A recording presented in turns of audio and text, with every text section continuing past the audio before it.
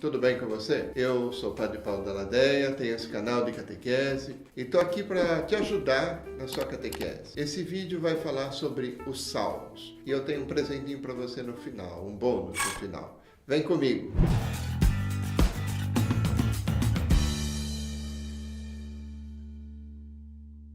O livro dos Salmos é um livro muito popular na Bíblia. Quem sabe dos livros mais populares da Bíblia. Ele é usado até hoje pelos judeus. Ele nasceu no meio dos judeus, a gente não pode esquecer disso. Foram os judeus que formaram, no Antigo Testamento ainda, era um livro de orações, de cantos, era um caderninho de oração, vamos dizer assim, do Templo de Jerusalém. Mas os cristãos, logo começaram a usar também o livro dos Salmos. E se tornou o livro que a gente chama hoje de Liturgia das Horas. Já passou por várias modificações, por várias reformas, mas hoje os cristãos usam. Você que é católico, eu que sou padre, muita gente usa e reza o livro dos Salmos. Eu quero falar depois sobre a Liturgia das Horas, vou fazer um vídeo só sobre isso. O livro dos Salmos é também um livro muito usado pelos esotéricos. Tem gente que acha que os Salmos têm uma espécie de magia interna. Então, se você quer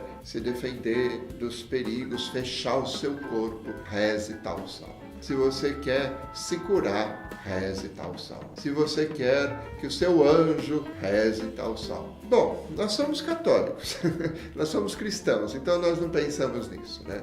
Esse negócio meio esotérico do uso dos salmos, você vai encontrar na internet, está cheio disso, de situações e tal, de recomendações sobre anjos, sobre energia e tal. Mas não é sobre isso que eu estou falando. O livro dos Salmos é para nós, cristãos, um livro que nos inspira. Então, deixa eu dizer para você que, por exemplo, a partir de que a Igreja Católica se tornou a religião oficial do Império Romano, muito cristão, muito católico, achou que, bom, a Igreja está se enfraquecendo, está entrando muita gente que não presta,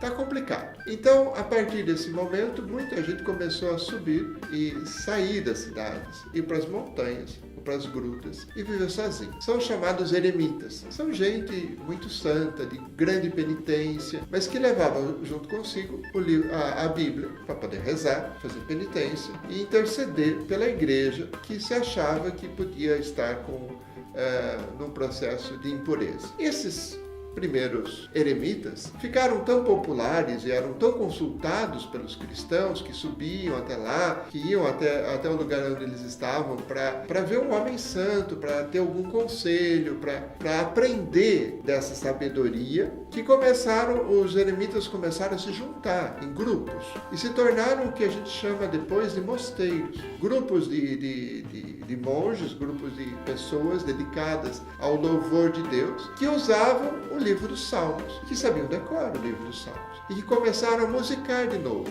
porque não conheciam as melodias antigas do livro do Templo de Jerusalém, então começaram a fazer o que hoje a gente chama de canto-chão, o canto gregoriano. Começaram a pegar aquelas orações e a cantar para rezar melhor. Dos monges, o Papa Gregório Magno, que era monge também, que era beneditino, o Gregório Magno passou a obrigação de rezar os salmos para os padres, para melhorar um pouco a qualidade do clero, para que os padres pudessem ter mais oração e tudo. E agora, a partir do Vaticano II, o que era obrigação dos padres e dos monges de rezar, que era o que a gente chamava antigamente de breviário, se transformou a partir do Vaticano II no que a gente chama de Liturgia das Horas. Foi reformado, a ordem dos salmos foi refeita, foi tirado muita coisa que era exagero, e a partir do Vaticano II, a Liturgia das Horas simplificada e melhorada foi passada também para os leigos. Então hoje você vê que tem muitas comunidades que rezam os salmos.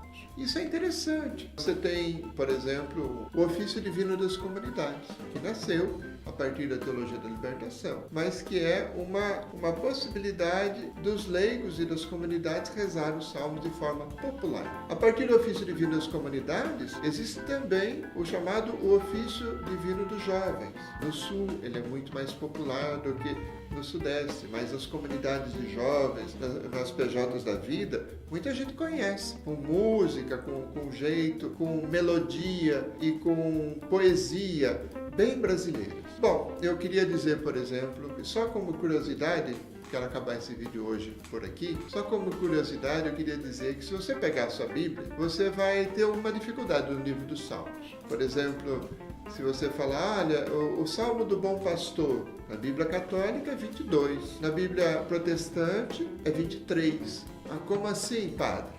Tem diferença no número? Tem. E eu vou te explicar por quê. Essa é uma curiosidade que eu tinha deixado para o final. É que São Jerônimo, um grande monge, um grande homem, extremamente erudito, extremamente culto, e que foi incumbido pelo Papa de traduzir a Bíblia do grego e do hebraico para a língua vulgar, para a língua do povo, que na época era o latim. Então ele dedicou anos da sua vida para fazer isso. Se retirou numa gruta, pegou todos os manuscritos que ele pôde e começou a traduzir para o latim. Homem muito estudioso, muito santo e um homem de grande força de vontade. Mas aí São Jerônimo, quando chegou no livro dos Salmos, que é o que eu queria dizer, ele começou lá a traduzir Salmo 1, Salmo 2, Salmo 3, Salmo 4, Salmo 5, Salmo 6, está tudo muito bem. Salmo 7, Salmo 8, peraí, esse salmo está muito grande. Não, aí ele dividiu o Salmo 8 em 2 salmos. E continuou traduzindo. 9, 10, 11, 12, foi dando os números. Na Bíblia hebraica, na verdade, não existe essa numeração. Ele que começou a dar a numeração. E aí ele foi traduzindo.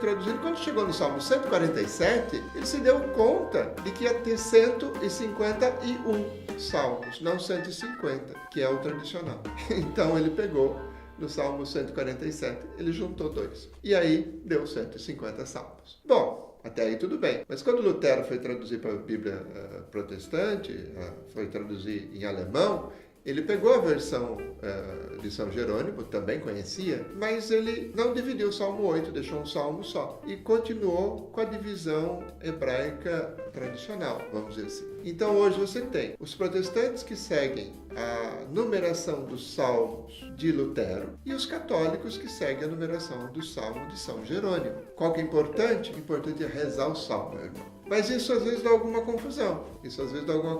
Mas é o mínimo. Fique tranquilo. Esse é o menor dos problemas. Próximo vídeo eu vou trabalhar dos tipos de salmos que existem e como a gente pode rezar esses tipos. Fique comigo. Assine o canal. Se você gostou desse vídeo, dê o seu like, por favor. Faça o seu comentário aqui embaixo. Aguarde os próximos vídeos que serão bem melhores. Um abraço, muito obrigado.